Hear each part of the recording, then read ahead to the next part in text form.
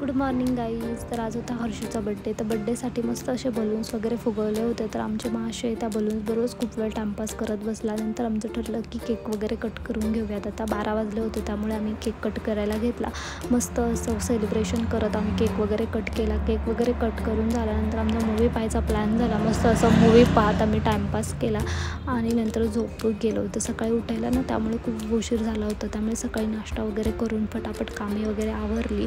नंतर मी माझं आवरलं, कारण की आज मला ना अंडा मसाला बनवायचा होता आणि खूप दिवसापासून ना माझे डेली ब्लॉग्स येत नाही आहे, कारण की ना थोडंसं माझ्याकडे स्टँडचा प्रॉब्लेम असल्यामुळे व्हिडिओ शूट करायला थोडासा प्रॉब्लेम होत आहे. पण आपले डेली ब्लॉग्स मी प्रयत्न करणार आहे पोस्ट करायचे. लवकरात लवकर आपला स्टँड पण येईल आणि आपले ब्लॉग पण शूट होतील. तर आज अंडा मसाला बनवण्यासाठी इथे मी कांदा, त्यात लसूण, आलं आणि सफेद तीळ मस्त भाजून घेतले होते. खोबरंही भाजून घेतलं होतं आणि त्यात फुटाणे ॲड केले होते. जिरी मोहरीचा मस्त तडका देऊन आपल्या डेलीचे यूजचे मसाले ॲड केले होते. मस्त असं परतल्यानंतर त्यात ते वाटण ॲड केलं होतं.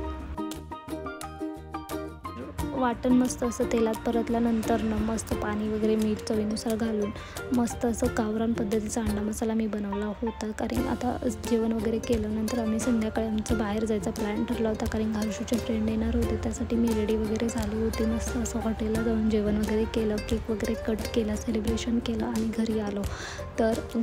फ्रेश झालो.